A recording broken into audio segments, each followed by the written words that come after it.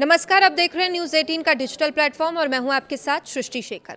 नेपाल की राजधानी काठमांडू एक बार फिर से उबाल पर है। शहर की सड़कों पर हजारों युवा सरकार के खिलाफ नारे लगा रहे हैं। जिस जेनजी ने बदलाव की उम्मीद के साथ मौजूदा नेतृत्व का समर्थन किया था, आज वही युवा विरोध की सबसे मजबूत आवाज बन चुका है। आखिर ऐसा क्या हुआ कि विकास के नाम पर शुरू हुआ एक अभियान अब बड़े राजनीतिक और सामाजिक विवाद में बदल गया है? क्यों हजारों लोग बेघर हो गए हैं और आखिर क्यों नेपाल में सरकार और युवाओं के बीच टकराव लगातार बढ़ता जा रहा है? आइए इस पूरी कहानी को विस्तार से समझते हैं। दरअसल काठमांडू महानगर प्रशासन ने अप्रैल महीने में शहर से अवैध अतिक्रमण हटाने का अभियान शुरू किया। अब प्रशासन का कहना था कि सार्वजनिक जमीन, नदी किनारे और सरकारी भूमि पर बने अवैध निर्माण हटाना जरूरी है ताकि शहर का बेहतर विकास हो सके और बाढ़ जैसी समस्याओं पर नियंत्रण पाया जा सके, शहरी योजना को लागू किया जा सके। लेकिन इस अभियान का सबसे बड़ा असर उन गरीब परिवारों पर पड़ा जो वर्षों से इन इलाकों में रह रहे थे। अब प्रशासन की कार्रवाई के दौरान 2600 से अधिक परिवारों के घर तोड़ दिए गए। अनुमान है कि इस कार्रवाई में करीब 15,000 लोग बेघर हो गए। अब इनमें से कुछ परिवारों को सरकार ने अस्थायी होल्डिंग सेंटरों में रखा था।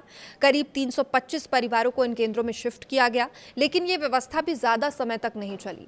2 जुलाई को प्रशासन ने आदेश जारी किया कि 6 जुलाई तक सभी होल्डिंग सेंटर खाली करा दिए जाएं, लेकिन कई परिवारों ने वहां से जाने से साफ इनकार कर दिया। उनका कहना यह था कि अगर यहां से भी निकाला गया तो उनके पास रहने के लिए कोई जगह नहीं बचेगी और यहीं से हालात और ज्यादा गंभीर होने लगे। तनाव उस समय और बढ़ गया जब शुक्रवार को लगातार बारिश के कारण एक होल्डिंग सेंटर में बाढ़ का पानी भर गया। वहां रह रहे करीब 150 लोग करीब घंटों तक मुश्किल हालात में फंसे रहे। अगले दिन कुछ युवा कार्यकर्ता और सामाजिक संगठन वहां राहत और स्थिति का जायजा लेने पहुंचे, लेकिन आरोप है कि पुलिस ने उन्हें रोकने की कोशिश की और प्रदर्शन के दौरान लाठीचार्ज किया। इस कार्रवाई में एक युवा कार्यकर्ता गंभीर रूप से घायल हो गया। उसका चेहरा बुरी तरह जख्मी हो गया और तस्वीरें सोशल मीडिया पर तेजी से वायरल हुई। अब यही तस्वीरें देखते ही पूरे नेपाल में गुस्से की आग भड़क उठी। अब विरोध केवल बेदखली तक सीमित नहीं रहा, बल्कि पुलिस की कार्रवाई, मानवाधिकार और सरकार के रवैये पर भी सवाल उठने लगे। तो सबसे दिलचस्प बात यह है कि विरोध करने वालों में बड़ी संख्या युवाओं की है। इन्हीं युवाओं ने हाल ही के वर्षों में बदलाव की राजनीति का समर्थन किया था। वे पारंपरिक राजनीति से अलग, नई सोच, पारदर्शिता और बेहतर प्रशासन की उम्मीद कर रहे थे, लेकिन अब उनका आरोप है कि विकास के नाम पर गरीबों को उनके घरों से बेदखल किया जा रहा है।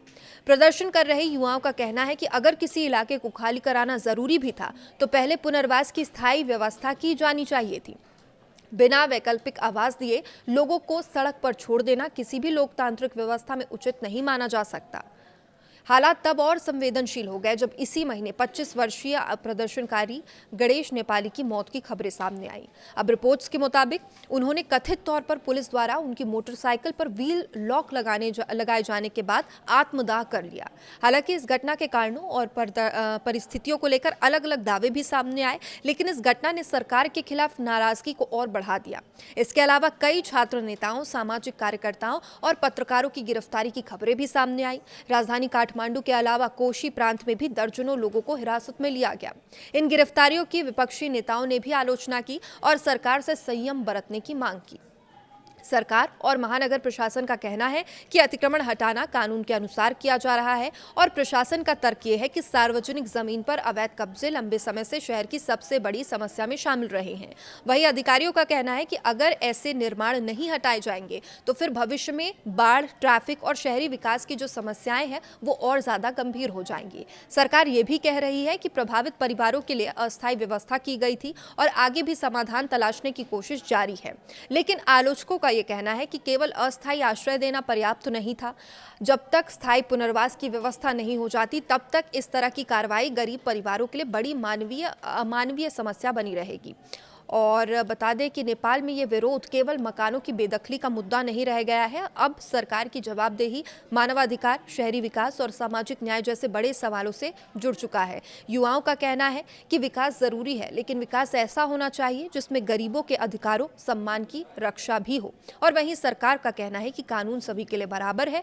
सार्वजनिक जमीन को खाली कराना प्रशासन की जिम्मेदारी है। यानी एक तरफ कानून और विकास का तर्क है तो दूसरी तरफ मानवीय संवेदनाएं हैं और पुनर्वास का सवाल है। और यही वजह है कि ये विवाद लगातार गहराता भी जा रहा है। फिलहाल काठमांडू में माहौल बेहद तनावपूर्ण बना हुआ है। एक ओर सरकार अपने फैसले पर कायम नजर आ रही है, तो वहीं दूसरी ओर हजारों प्रभावित परिवार और बड़ी संख्या में युवा सड़कों पर उतर चुके हैं। आने वाले दिनों में सरकार इस संकट का समाधान बातचीत से निकालती है या फिर टकराव और बढ़ता है, इस पर पूरे नेपाल की नजर बनी हुई है। लेकिन एक बात साफ है कि किसी भी शहर का विकास तभी सफल माना जाता है जब उसमें आधुनिक बुनियादी ढांचे के साथ साथ आम नागरिकों, खास करके गरीब और कमजोर वर्गों के अधिकारों की भी रक्षा हो। अब देखना होगा नेपाल सरकार इस चुनौती का सामना किस तरह से करती है और क्या बेघर हुए हजारों परिवारों को स्थायी राहत मिल पाती है। आप इस पूरे मामले को किस नजरिए से देखते हैं? क्या विकास के लिए इस तरह की कार्रवाई जरूरी है या पहले प्रभावित लोगों के पुनर्वास की व्यवस्था होनी चाहिए? अपनी राय कमेंट में जरूर बताइएगा। नमस्कार।